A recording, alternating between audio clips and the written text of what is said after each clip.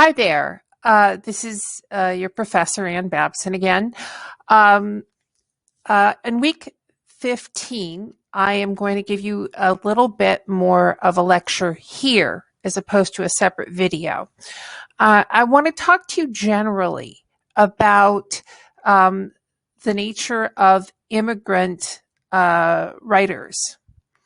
Um, I want to remind you that unless you are truly of the first peoples that were here before Columbus ever arrived, you are the descendant of immigrants, as am I. Um, and with each group of people who comes to America, there are two things to observe. We have the experience of the first generation that comes. Actually, there are three things to observe. First, there is a gap between the experience of the generation that arrives as foreign and to one degree or another assimilates into the melting pot or glorious mosaic that is American culture. I like the image of a glorious mosaic more than the melting pot because the melting pot destroys the character of the thing that's melted, whereas a mosaic keeps the character and puts it right next to everything else in harmony. I think that's more like a good immigrant analogy. It's not mine. It's from the late David Dinkins, who was a mayor of New York, who referred to the peoples of New York as a glorious mosaic. And my dogs hear cars on the street, and you know that's an emergency. Cars on the street. I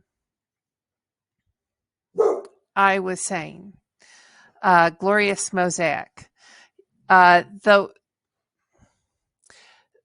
work of every generation that is born here as the first generation born is often to translate to the world in both directions. What was the experience of the older people who literally may be speaking another language? It is often the children of immigrants who do the family's translation and cultural communication, and also to explain back to the older people what the American culture is doing. This is true in really every immigrant group. And so it is with many writers from groups that are part of the newer immigrant communities. The ones born here often have one foot in one culture, one foot in another, of which they are eminently conscious because their families are newly arrived. I believe that never quite goes away for most of us who remain conscious of our immigrant roots. We have one foot in the old country and one foot in the new country. And if you think about, for instance, I'm Irish American.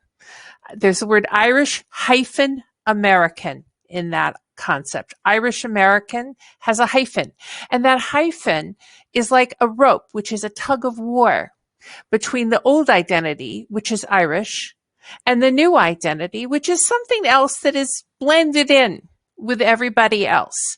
I speak of my own experience so that no one will suggest that I am saying that somehow I, with my blonde hair and blue eyes, do not experience this as well as the writers I've asked you to read for this week, Jimmy Santiago Baca and Sandra Cisneros, whom I believe are both born in the United States from families that have an immigrant heritage, and who are wrestling within their work with the dual consciousness of the Latinx community's experience and the larger multicultural American experience. Indeed, most of us have a consciousness to some degree of this, though not all of us. Cajun American. Do you have a grandma who speaks Cajun French? At least a little? Then you have that consciousness too. As I said, Irish American is another kind. And the reason why I have put Cisneros and Baca together is not because they are inherently interested in precisely the same things, but because they are part of the latest wave of immigration. The Irish wave happened.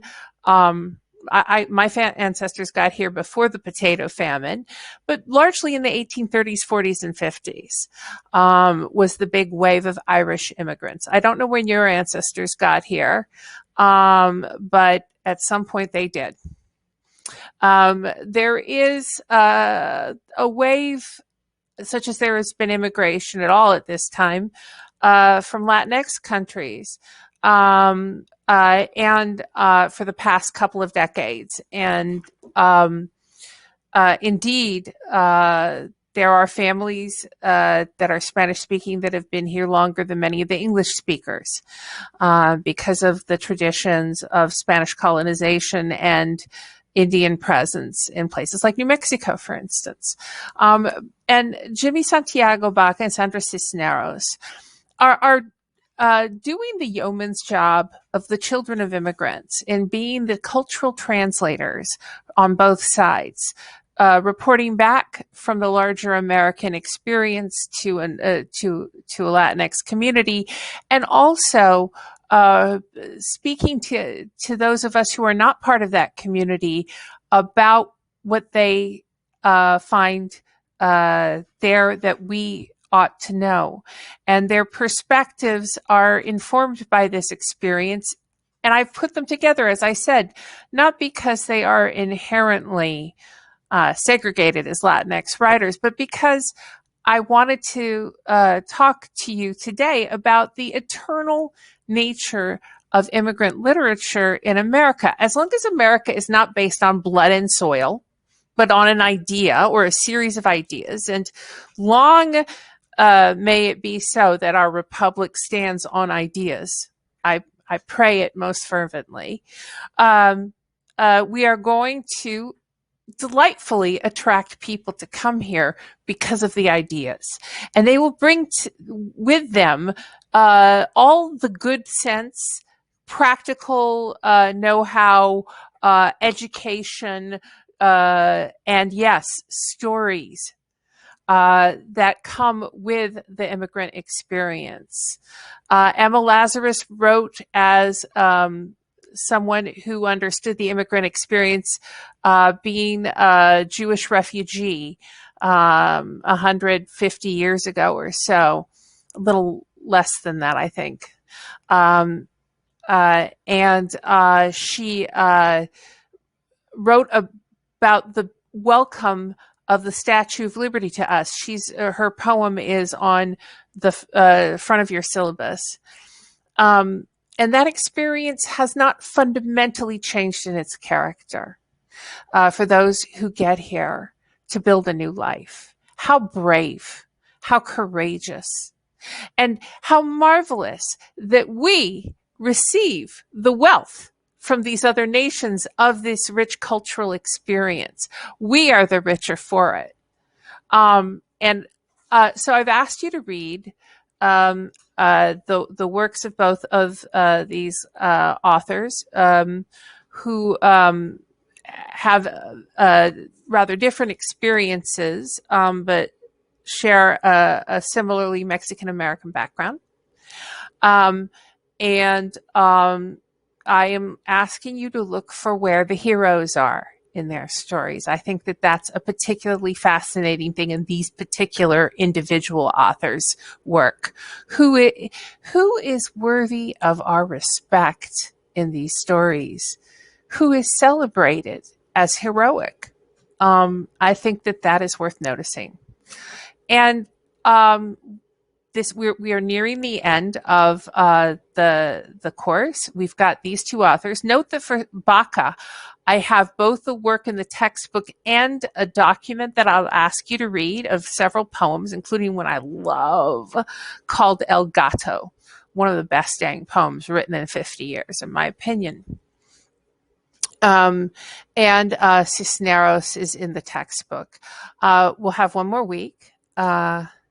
and you'll see what I'll do then. And one of the things I'll do at the end is give you an exam review video, a very brief one, as well as one last author to take a look at.